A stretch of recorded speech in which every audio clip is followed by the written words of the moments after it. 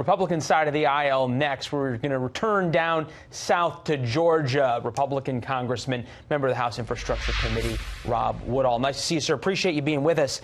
You listened to the Congresswoman before you and others on the Democratic side.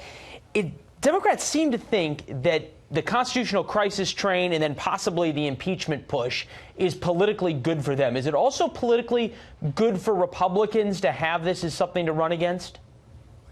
Leland, you're exactly right. They think it's good for them politically. I think it's bad for America functionally.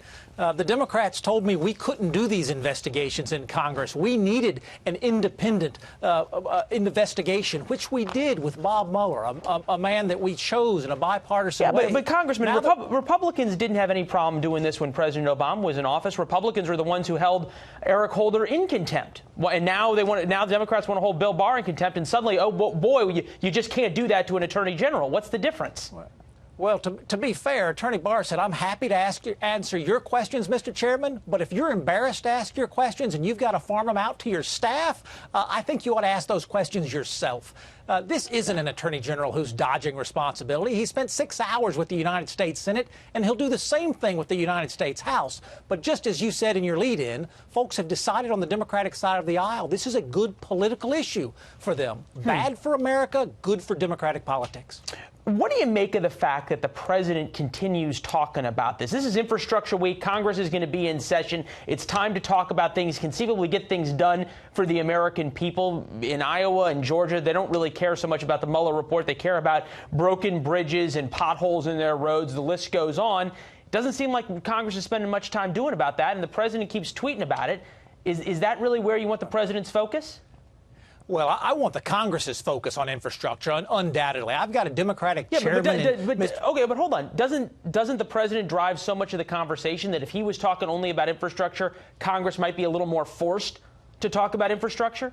Right. Well, to be fair, he invited Nancy Pelosi and Chuck Schumer to the White House earlier this year. They said, no, we won't come and talk about solutions. He invited them last week to come, and they said, yes, we will come and talk about infrastructure. They had a productive discussion. They're coming back in 2 weeks to talk again. We are having presidential leadership on this issue, and now we need congressional leadership and focus on this issue, too. The one thing that leadership in Washington always seems to agree on, no matter which party's in power, is spending more money. And we have a look at how much the federal government has been spending over the past couple of years. It continues to go up and up, as does the deficits, as does the national debt, now at $22 trillion, the highest it has ever been.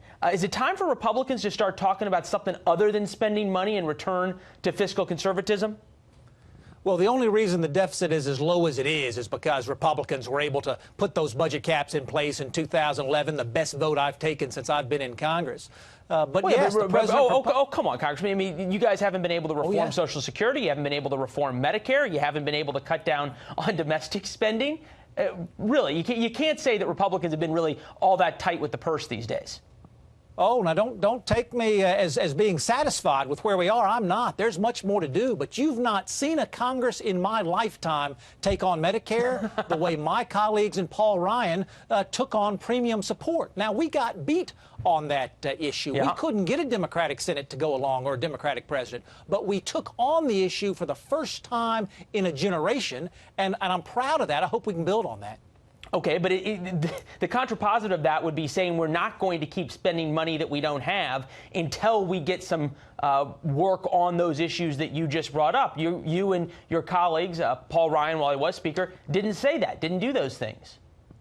Well, to be fair to Paul, we're spending the lowest amount of discretionary spending that we've spent in 3 generations. Republicans in Congress presided on the only time in American history we spent less 1 year to the next and then to the next. So, yes, there's some good stories to tell, but there's more to do. Watch the infrastructure bill, Leland. President Trump and Nancy Pelosi have promised $2 trillion in new spending. I'm telling you today that I want to pay for it. The Democratic chairman of the Transportation Committee wants to pay for it. So, you want to pay for it. I think we're going to get that done. All right. The way to pay for it is a gas tax, so you don't mind that? Well, I don't think a gas tax is the way to pay for anything. I drive electric vehicles. I'm not paying the gas tax. The gas tax was a 20th century policy. Okay. We've got to have a 21st century policy. All right. Well, we're running out of time. Otherwise, we'd talk about it. Appreciate you coming in on Mother's Day, sir. It was good to see you. My best to you and yours. Thanks, Leland. All right. Good to see you, sir.